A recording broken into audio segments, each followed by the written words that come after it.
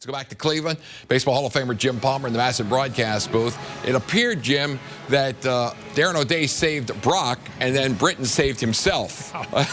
Let's go back and talk a little bit about the relief pitching.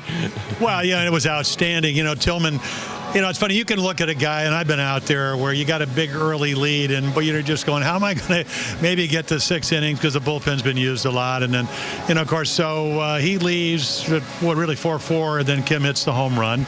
Huge. And, you know, and then Brock comes in, and, you know, he's lights out, and then he gets into trouble. Second and third, nobody out. And then you bring, as Jim Hunter said, Houdini in. And, you know, we saw Darren O'Day last year with the bases loaded come in and strike out the side. So I never would put anything behind him. But he'd been struggling a little bit since the home runs against Detroit. You know, he doesn't have very many bad outings over the course of the year, but he just made great pitches. You know, he was 2-0 to Chisenhall with the bases loaded. They had walked the bases loaded to get to him, even though he was 2 for 4 lifetime, got back in the count, and then froze him with a breaking ball, and then, you know, he gets another out, and, you know, they add another run, and then Britton comes in. He's a sinker baller throwing belt-high pitches. But you know what? I had a chance to not only do the interview with him before the game for our opening, but I also got to talk to him for 10 or 15 minutes. I think the one thing, whether you're a starting pitcher or if you're good, when you toe the rubber, you understand yourself well. So ball's up. All of a sudden the ball got down. They could have turned a double play. They didn't let him bother them.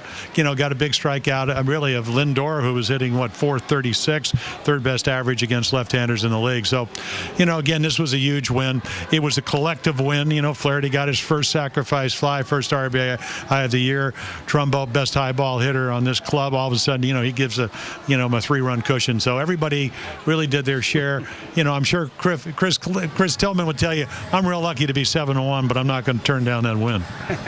Jim, you're so right about O'Day. The tougher situation he comes in, the tougher he pitches. But let's talk about Hyun-Soo Kim today. I mean, we got to show him some love. This guy just keeps getting big hits for the Orioles right now. And I think what you're seeing with that home run, the bat speed, 103 miles per hour, he's starting to figure it out a little bit. Well, I think, you know, also you got to understand, you know, Manship came in. You know, got to see him yesterday. They used 6 guys out of their bullpen, even though they scored 11 runs. Now, that's an amazing amount of number. I'm sure Terry Francona wanted to get him work, but you get to see him. So you also know 91, 92, he maxes out there. You know, I don't know if Kim can hit 95, but I know he can hit 90 to 92, 3. You know, and again, I mean, here's a guy that hit 28 home runs last year. You know, he drove in 121 runs. He's been an on-base high percentage hitter, you know, every year he played in Korea. So I think he knows how to hit. He's used the whole field. He's done a lot of things right. And also, he doesn't hurt him in left field. So, again, I mean, this is a guy who gets a big hit, finally gets a ball that he can pull. You're going to hit a line drive. You want to do it here in Cleveland to right field. And he was able to do that. So I'm going to give him a little applause right here because he's played a lot better considering what started out the spring training season 0 for 24.